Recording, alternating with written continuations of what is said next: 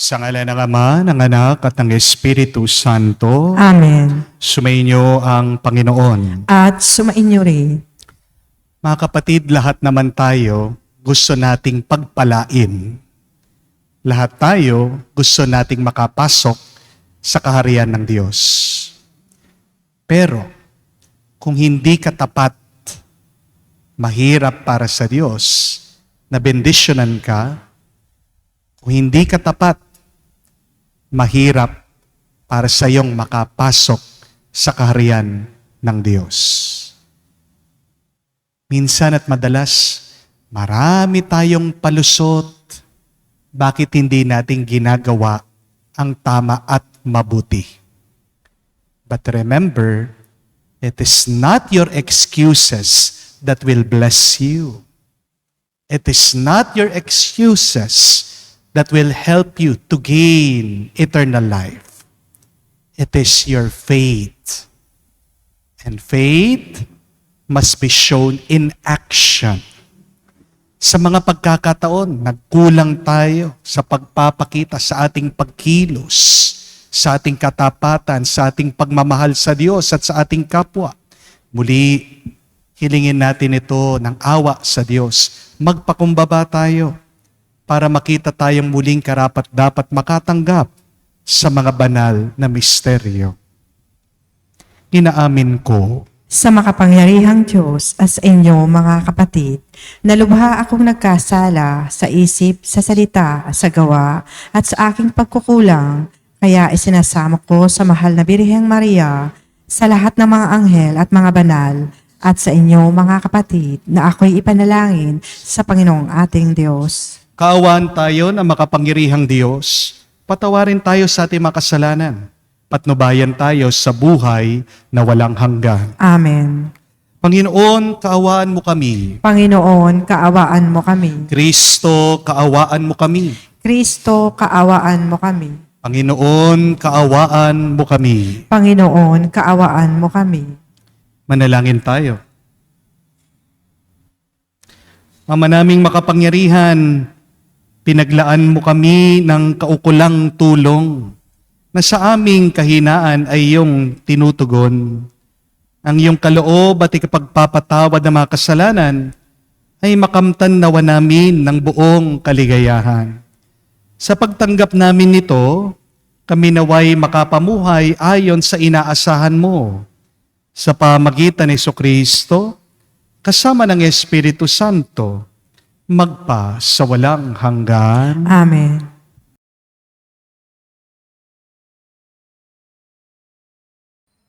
Pagbasa mula sa Aklat ng Karunungan. Sinabi ng masasama, tambangan natin ang taong matuwid, pagkat hadlang sila sa ating mga balak. Ipinamumukha nila sa atin na pagsuway sa kautusan at sinasabing tayo'y nagkasala laban sa ating kaugalian.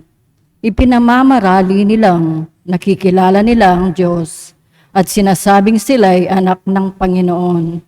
Sila ang nagbibigay sa atin ng mga problema.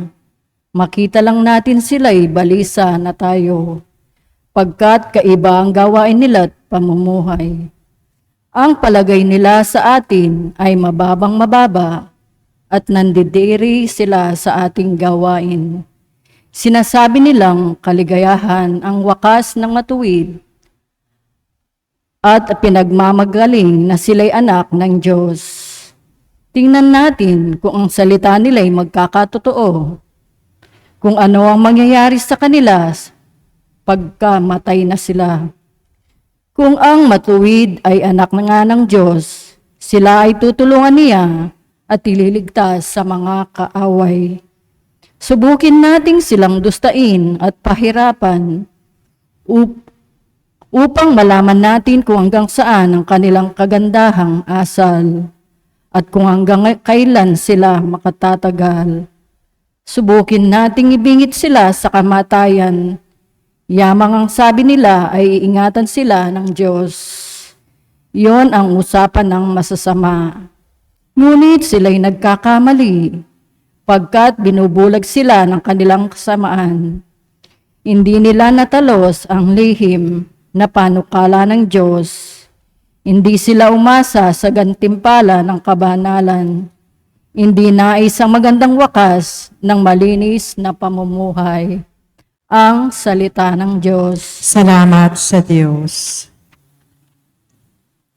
Sa Diyos, hindi mabibigo ang mga nasisiphayo. Sa Diyos, hindi mabibigo ang mga nasisiphayo. Nililipol ng Diyos siyang masasama hanggang sa mapawi sa isip ng madla. Agad dinirinig daing ng matuwid, inililigtas sila sa mga panganib. Sa Diyos, hindi mabibigo ang mga nasisiphayo. Tumutulong siya sa nasisiphayo. Ang walang pag-asa'y hindi nabiribigo. Ang taong matuwid, masuliranin man, sa tulong poon agad maiibsan. Sa Diyos, hindi mabibigo ang mga nasisiphayo. Kukup-kupin siya ng lubos-lubusan, kahit isang butoy hindi magagalaw. Mga lingkod niya ang kanyang ililigtas, sa napapakupkop siyang mag-iingat. Sa Diyos, hindi mabibigo ang mga nasisiphayo.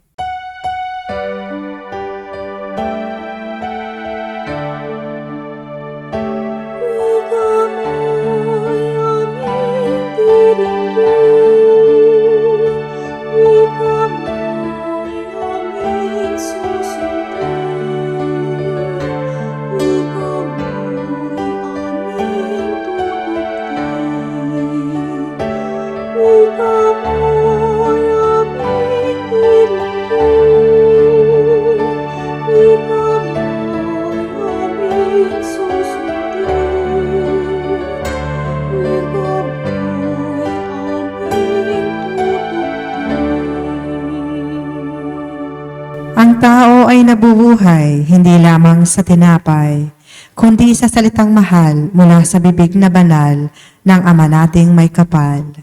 Sumainyo ang Panginoon. At sumainyo rin. Ang mabuting balita ng Panginoon ayon kay San Juan. Papuri sa iyo, Panginoon. Nung panong yon, nilibot ni Jesus ang Galilea, iniwasan niya ang Judea, sapagkat ibig siyang patayin ng mga Hudyo roon.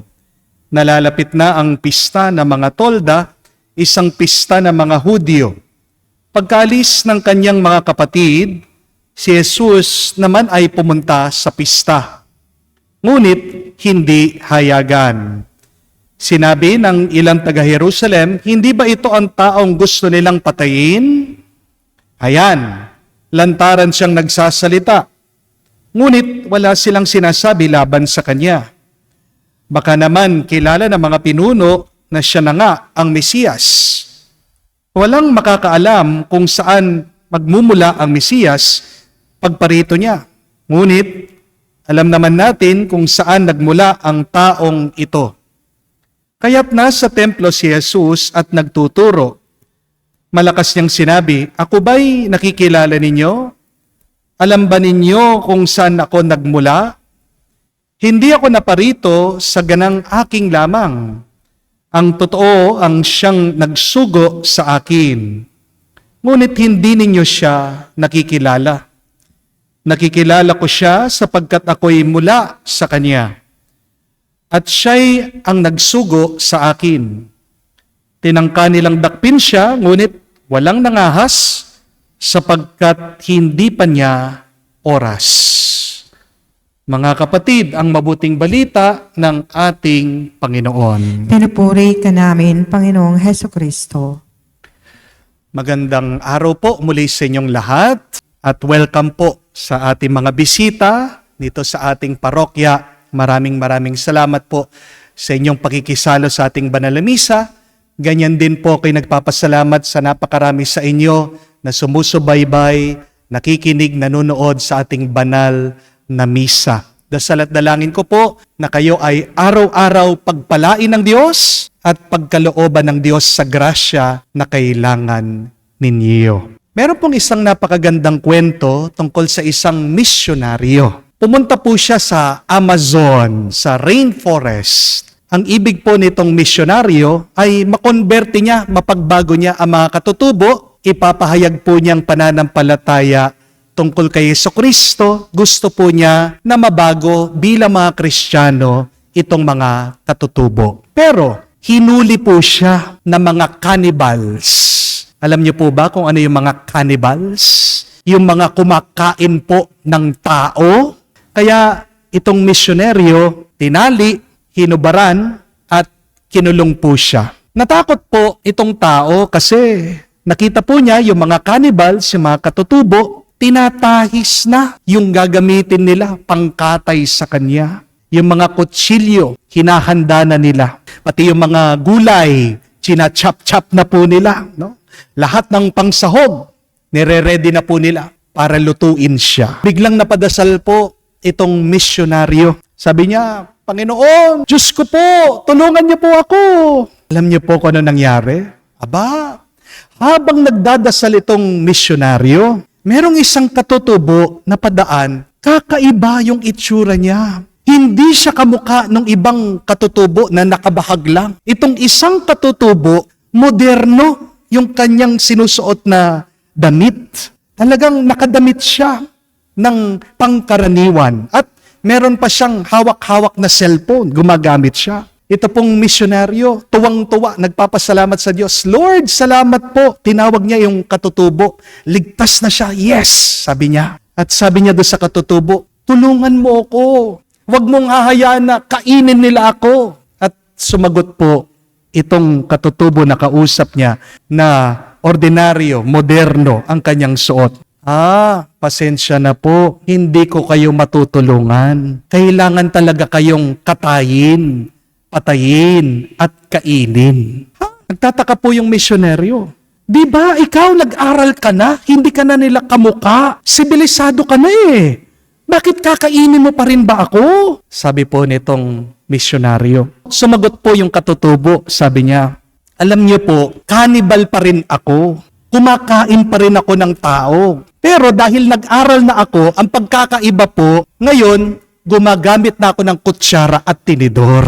Yung pong mga hindi nag-aral, yan, hindi sibilisado, nagkakamayang mga yan, sabi niya. Mga kapatid, tandaan niyo po ito ha. May dalawang klaseng tao sa mundo. Ano? Una, yung mga taong palaging may palusot o paliwanag. At yung pangalawa, yung mga taong may paninindigan. Which one are you? Are you a person who have always an excuse? Or are you a person who have conviction, who have a commitment to do good? Ang ating pong Panginoong Hesukristo, narinig naman natin, hindi siya gumawa ng palusot o paliwanag. Narinig niyo naman po sa Ebanghelyo, kahit na may panganib sa buhay niya, pumunta pa rin siya dun sa templo para magdasal, para sumamba. Jesus was very committed. He loved God, the Father. And because of this commitment, He overcame any fear, anxiety, and difficulties, even in the danger of His life. Napakadali po na sabihin ni Jesus na, hindi mo na ako pupunta sa templo, hindi mo na ako magdadasal, kasi baka patayin nila ako. Naiintindihan naman ng Diyos Ama. Pero wala tayong narinig na ganon. Kahit na patago, naghanap ng paraan ang ating Panginoon para pumunta, para pumasok, para sumamba, at para mangaral doon sa templo. Bakit? Dahil mahalaga ang Diyos Ama at ang mga tao para kay Jesus. Naghanap siya ng paraan kahit na mapanganib ang pumasok sa templo. It only goes to show that when something is important, you will find a way. If something is not important, you will find an excuse. Kaya nga po, di ba, may kasabihan pa tayo, sa taong ayaw, maraming dahilan. Sa taong gusto, maraming paraan. Ang tanong, ikaw, ano yung mga excuses at palusot mo sa buhay? Bakit hindi mo ginagawa ang kagustuhan ng Diyos? Ano ang paliwanag ng nangaliwang mister? Masungit daw yung misis niya, kaya nakapagbabae siya. Hindi na daw niya mahal yung misis niya, wala nang nararamdaman sa puso niya. Masyado lang daw siyang stress sa trabaho niya, kaya naghanap siya ng babae. Pamparelax lang daw. Nalulungkot itong lalaki sa ibang bansa, kaya nagkaroon siya ng pampalipas oras, kaya nagkaroon siya ng kalaguyo. Di ba? Ang daming palusot, ang daming paliwanag para lang makatakas dun sa kanyang katapatan, sa kanyang pangako, wala siyang paninindigan. Ano po ang palusot? Bakit minsan ayaw mong kausapin yung iyong mga kapatid? Kadugo mo yan, kaapelido mo yan. Lumaki kayo na magkasama, hindi po ba? Pero bakit galit na galit ka ngayon? Ayaw mo silang nakikita, ayaw niyong nagsasama. Anong sabi? Kasi nilait daw siya. Hindi makalimutan yung sinabi tungkol sa kanya. Kasi ginulang sa mana. Palaging merong dahilan para hindi makipag-usap sa iba. Bakit may sakit ka ng loob sa magulang mo? Ano ang sabi ng ibang anak? Kasi yung mga magulang may favoritism, may pinipili, may pinapanigan sa kanilang mga anak. Kasi palagi na lang daw humihingi ng pera sa kanila. Palagi na lang daw silang inaasahan. Habang yung mga ibang anak nila, yung mga ibang kapatid nila, hindi man pinapahirapan. Kasi naaalala lang daw po sila kapag may kailangan ang mga magulang. Di ba? Napakadaling magbigay ng dahilan. Bakit may nakakapagbisyo? Ano po ang palusot nila? Kasi daw nalulungkot, nababagot, kasi nabarkada. Bakit ayaw mo magsimba minsan? Yung iba, isasagot, busy. Kasi daw, nauunawaan naman ng Diyos. Kasi kailangan unahin ang sarili. Pagod, kailangan magpahinga.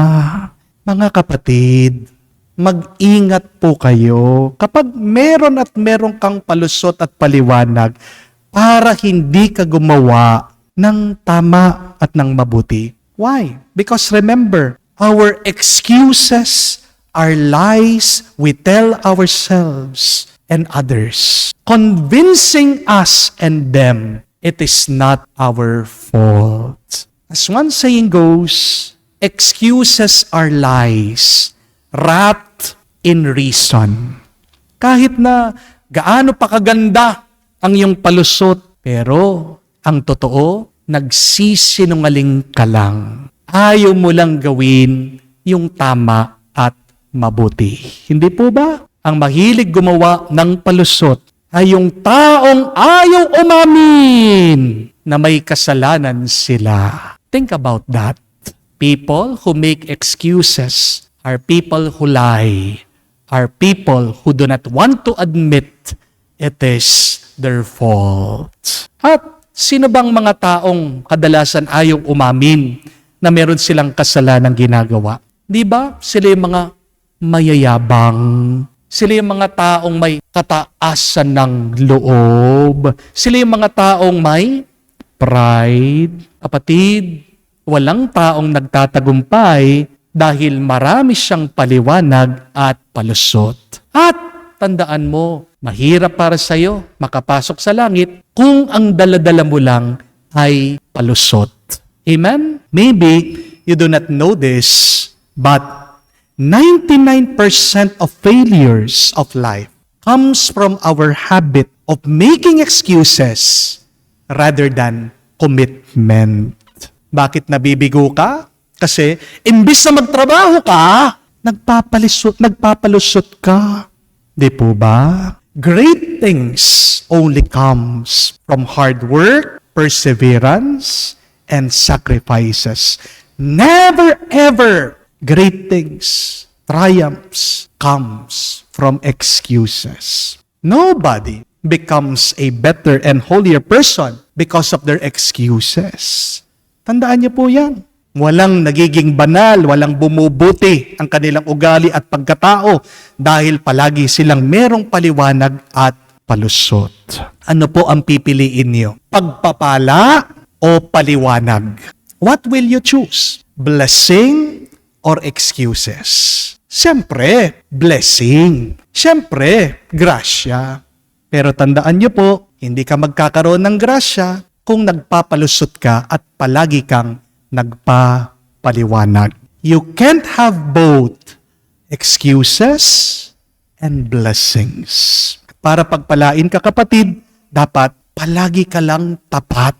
Tapat ka sa trabaho mo, tapat ka sa pamilya mo, tapat ka sa Diyos. Amen? Be committed in everything that you do. You will succeed, you will prosper, and God will bless you. Amen? Kung puro ka lang palusot at paliwanag, kapatid, kaawaan ka ng Diyos.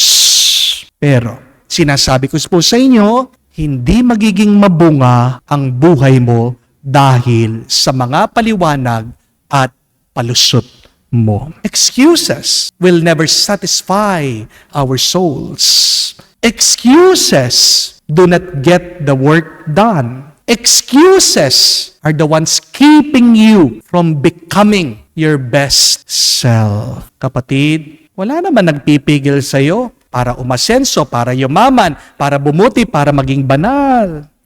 Ang nagiging hadlang sa iyong paglago at pag-angat ay yung mga palusot at paliwanag mo. Kaya, magdasal po tayo sa banal na misang ito na kapag naiisip na natin ang mga palusot at paliwanag natin, humingi tayo ng paumanhin. Magsumikap tayo, magpatulong tayo sa Diyos na maging tapat para lahat ng pagsubok natin ay ating malampasan, lahat ng kapaguran natin ay mapabanalan ng Diyos sa Kanyang tulong, sa Kanyang grasya. Huwag ka na magpalusot, maging tapat ka at pagpapalain ka ng Diyos ngayon at magpakailanman. Amen. Tumayo po tayo. Sa ating paglalakbay sa buhay, dinadalangin natin na pagkalooban tayo ng tapang na magsalita at magsikap para sa katotohanan. Ating sabihin, Panginoon, dinggin mo kami. Panginoon, dinggin mo kami. Ang mga kasapi ng simbahan, naway magsikap na palaganapin ang mabuting balita ni Jesus sa buong mundo. Manalangin tayo sa Panginoon. Panginoon, dinggin mo kami. Sa pamamagitan ng pagninilay, sa pagpapakasakit ni Jesus sa krus, ang mga taong hindi sumasampalataya, naway manampalataya. Manalangin tayo sa Panginoon. Panginoon, dinggin mo kami. Tayo nawa ay magkaroon ng kapayapaan sa isa't isa. Manalangin tayo sa Panginoon. Panginoon, dinggin mo kami.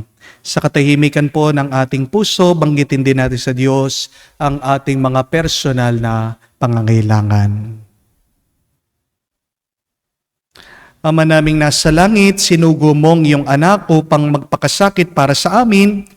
Loobin mo na sa pamamagitan ng aming pananampalataya sa Kanya, malabanan namin ang kawalan ng pananampalataya sa aming sarili at sa mundo. Hinihiling namin ito sa pamamagitan ni Kristo, aming Panginoon. Amen.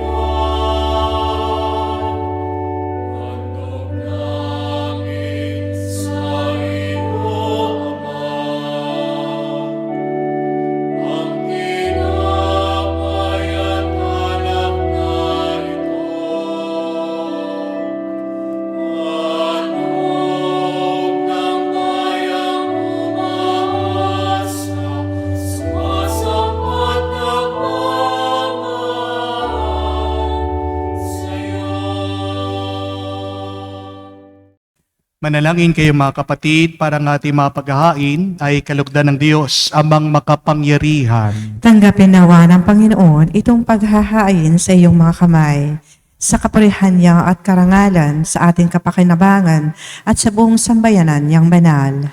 Ama naming lumikha, ang paghahain ito sa ipagpapatawad ng mga kasalanan ay siya naway maging dapat na kami maging lalong dalisay sa pagharap sa iyo sa pamagitan ni Jesucristo, kasama ng Espiritu Santo magpa sa walang hanggan. Amen. Sumainyo ang Panginoon. At sumainyo rin. Itaas sa Diyos sa inyong mga puso at diwa. Itinaas na namin sa Panginoon. Pasalamatan natin ang Panginoong ating Diyos. Marapat na siya ay pasalamatan. Ama naming makapangyarihan, tunay nga marapat ikaw ang aming pasalamatan sa pamagitan ni Jesucristo na aming Panginoon. Sa pagbabakasakali mo kami bubuti, sinugo mo si Jesucristo upang pangunahan kami. Bilang pagsunod ng iyong atas na bigay, pinahayag ng iyong anak ang iyong kalooban, na ang mga apit dukha ay kanyang damayan. Ngayon ay iyong inihahandog ang pagkakataong aming maisaloob, ang kanyang pagganap at kusang paglilingkod, upang sa iyo'y lagi kaming makasunod. Kaya kaisa namang anghel nagsisiawit ng papuri sa iyo, nang walang humpay sa kalangitan, kami nagbubunyi sa iyong kadakilaan. Santo, Santo, Santo, Panginoon Diyos, napupuno ang langit at lupa ng kadakilaan mo. Hosana, Hosana, Hosana sa kaitaasan. Hosana, Hosana, Hosana sa kaitaasan. Pinapala ang naparirito sa ngalan ng Panginoon. Hosana, Hosana, Hosana sa kaitaasan. Hosana, Hosana, Hosana sa kaitaasan. Ama naming banal, ikaw ang bukal ng tanang kabanalan. Kaya't sa pamagitan ng iyong Espiritu, gawin mong banal ang mga kaloob na ito upang para sa amin maging katawan at dugo ng aming Panginoong Heso Kristo. Bago niya pinagtiis ang kusang loob na maging handog, hinawakan niyang tinapay, pinasalamatan kanya, pinaghati-hati niya iyon, inabot sa kanya malagad at sinabi, "Tanggapin ninyong lahat ito at kanin. Ito ang aking katawan, na ihahandog para sa inyo."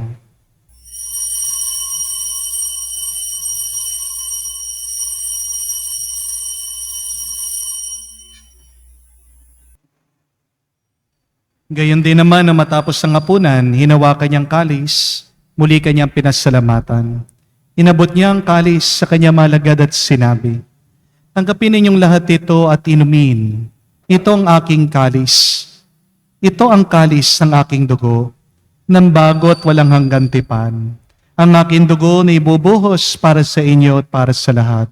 Sa ipagpapatawad ng mga kasalanan, gawin ninyo ito sa pag-alaala sa akin."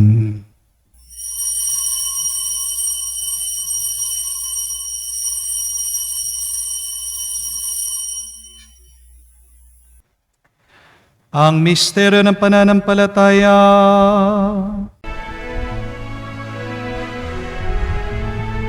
Sa krus mo at pagkabuhay, kami natubos mong tunay. Oong Jesus, naming mahal, iligtas mo kaming tanan.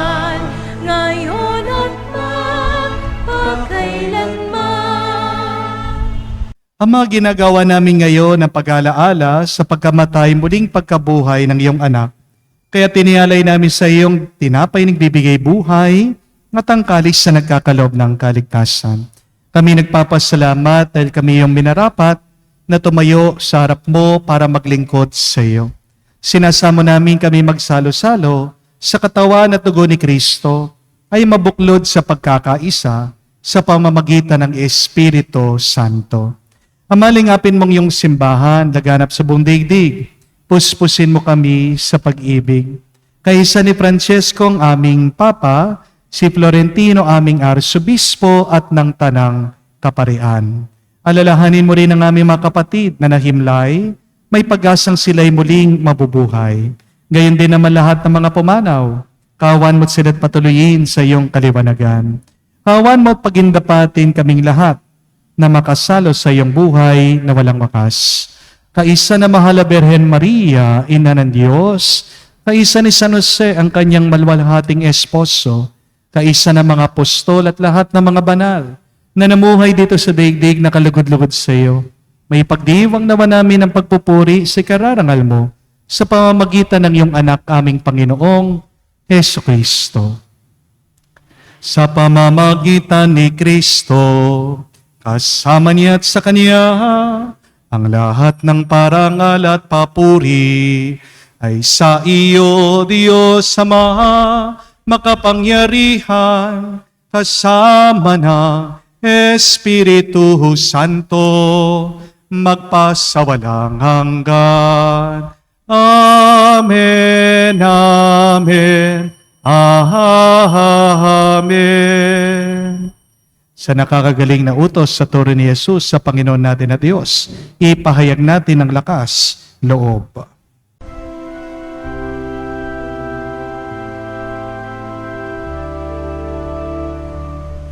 Ama namin, sumasalangit ka, sambahin ang ngalan mo, mapasa amin ang kaharian mo, sundin ang loob mo dito sa lupa para lang sa langit. Bigyan mo kami ngayon ng aming kakanin sa araw-araw,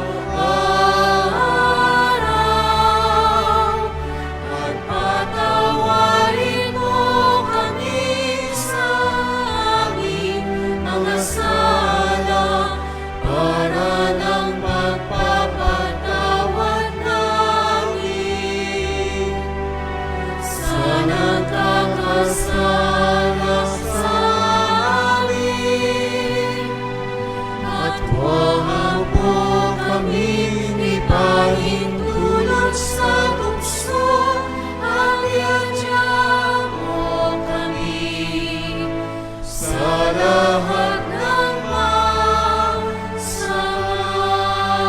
Hiniling namin kami adya sa lahat na masama, pagkalooban ng kapayapaan na araw-araw, ligtas sa kasalanan, ilayo sa lahat ng kapahamakan, samantalang aming pinanabikan ang dakilang araw ng pagpapahayag ng tagapagligtas naming si Heso Kristo. Sapagkat ito ang kaharian at ang kapangyarihan at ang kapurihan magpakailanman. Amen. Panginoong Yesu Kristo, sinabi mo sa mga apostol, kapayapaan ang iniwan ko sa inyo, ang aking kapayapaan, binibigay ko sa inyo.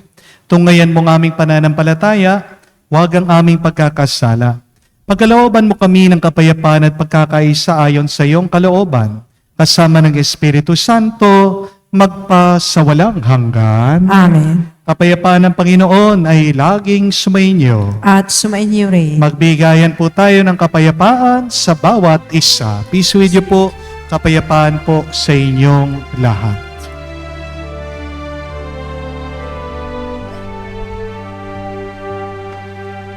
Kordero ng Diyos na nagaling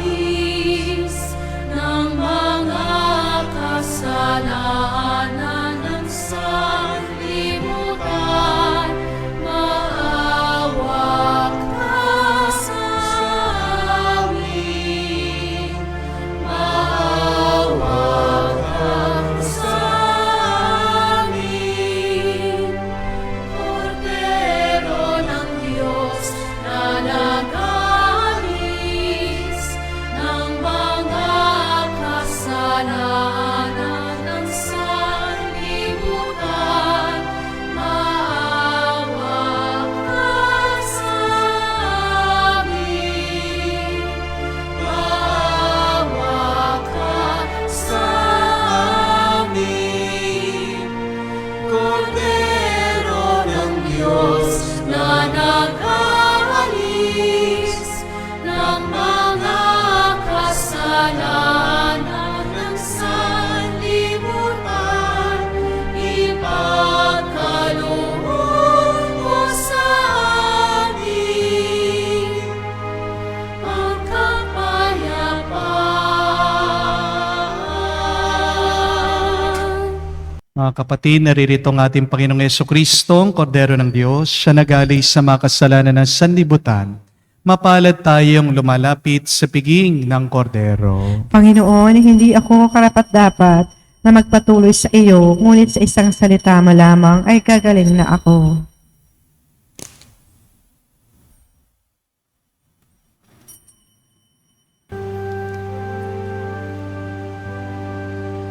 Ang Panginoon ang aking tanglaw. Sa panganib ako'y iingatan. Kanino ako masisindak? Matatakot kung ako'y laging nasa piling niya. O Diyos, pakinggan mo ang aking tawa at sa aking maawat mahabag. Buhay ko may pagtangkaan, buhay ko may pagbantaan, sa'yo pa rin magtitiwala kailanman.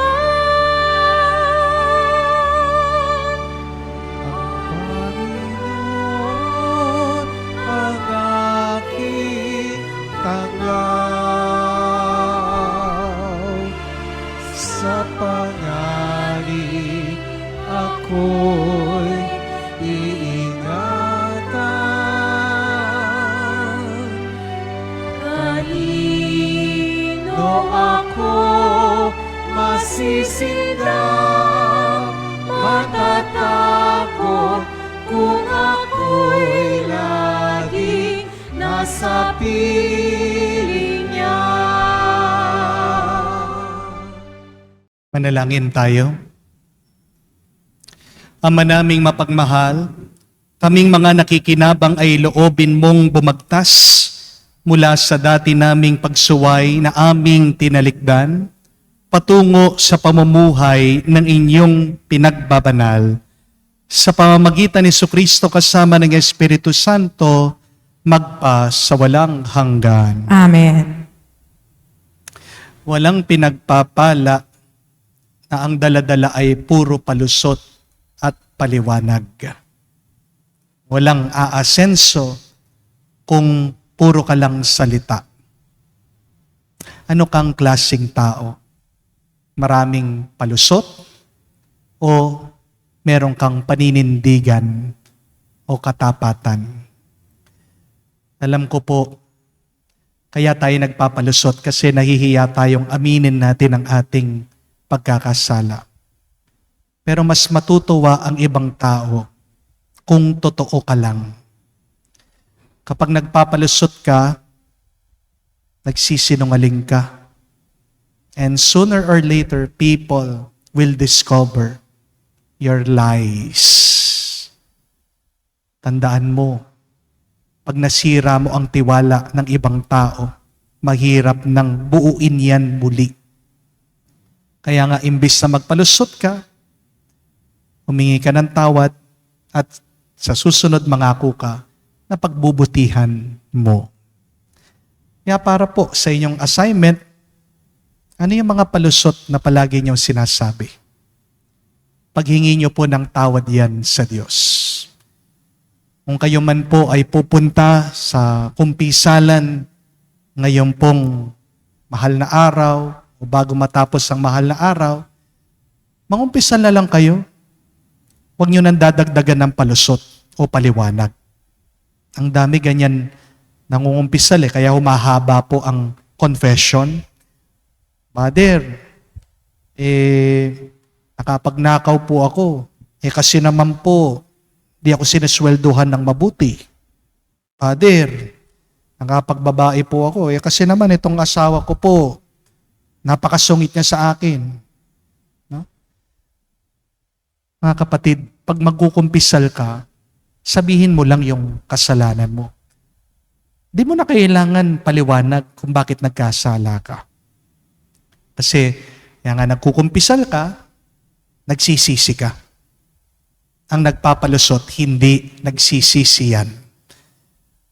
Pinapatunayan lang niya, naghahanap siya ng paraan o ng dahilan para pakita niya, tama pa rin yung kanyang ginawa. Hindi po ba? Nga kapatid, magpakumbaba tayo harap ng Panginoon. Alisin natin ang ating mga palusot at paliwanag, maging tapat ka sa Kanya, mabuting balita. Mas kalulugdan ka pa ng Diyos at mas pagpapalain ka pa niya. Sumayin niyo ang Panginoon. At sumain niyo rin. At kayo ay pagpalain ng Diyos, may kapal, sa ngalan ng Ama, ng Anak, at ng Espiritu Santo. Amen. Ang ating misa ay natapos na. Umayo kayo sa kapayapaan ni Kristo. Salamat sa Diyos.